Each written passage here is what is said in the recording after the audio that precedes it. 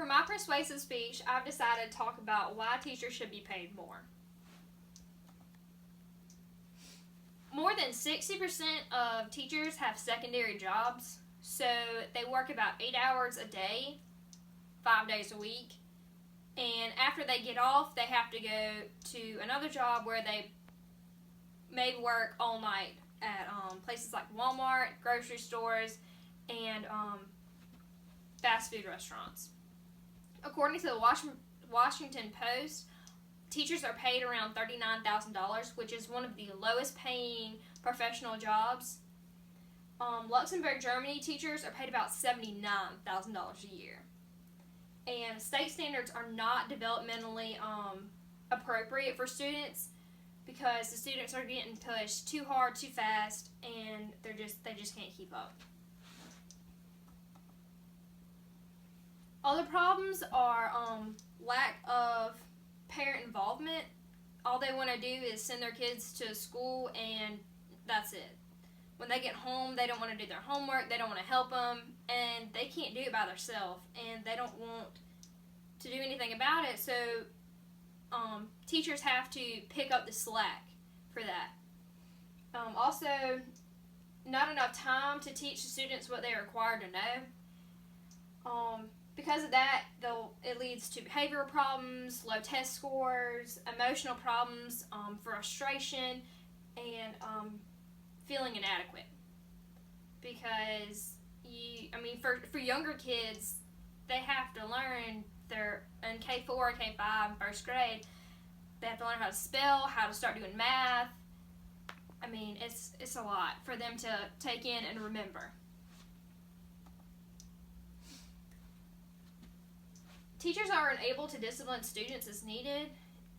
If they act up or talk out of line or are rude to the teachers, they can't do anything about it. All they can do is send them to the principal's office and hope that they understand their lessons. Most of the time anymore, they can't send them home unless they do something really bad or a reason to get expelled. Because most of the time they don't even do that anymore. Parents are lacking and teachers have to pick up the slack, as I said. The cost of the required continuing education exceeds the benefits of higher degrees. Public school teachers have to go to school for 4 years, and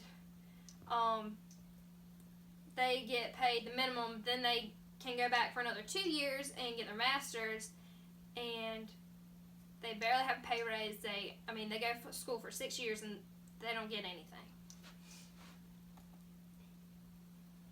Teachers make an impact on our children every single day.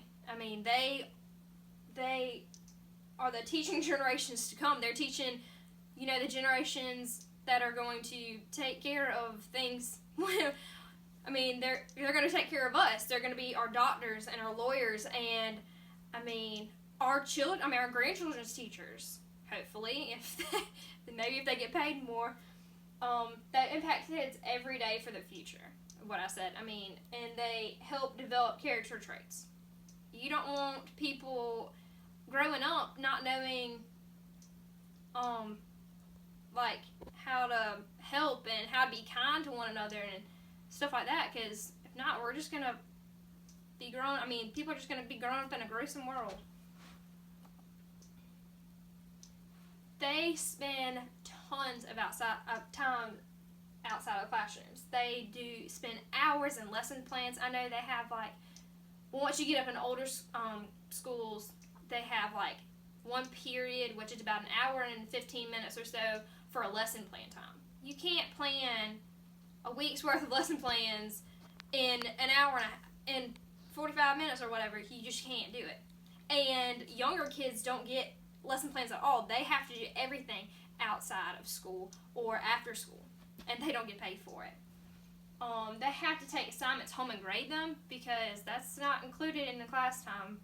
Because while they're doing their tests, teachers are maybe making lesson plans or doing other things, and then once they get done, then they have to start on the other lessons. So they had to take them home. They do them over the weekends. They consult with special needs teachers for additional help with students.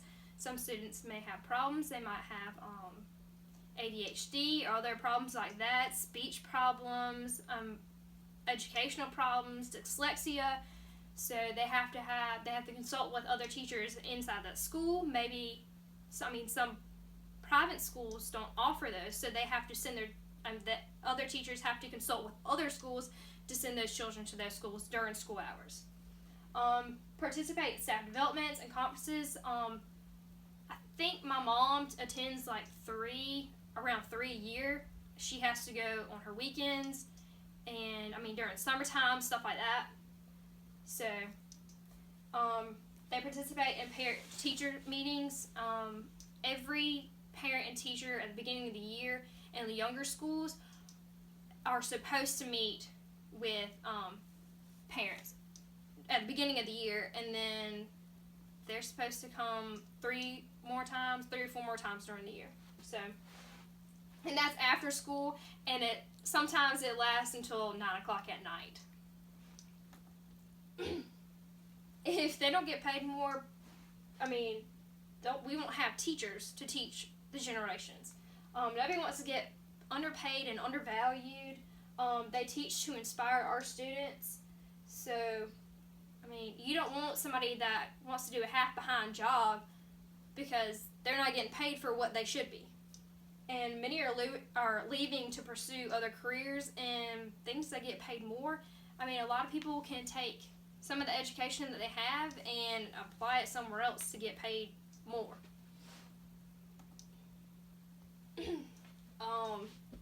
Underpaying teachers is like saying that they're undervalued and unappreciated, and they're not a high priority. Which education is the priority. Like, this is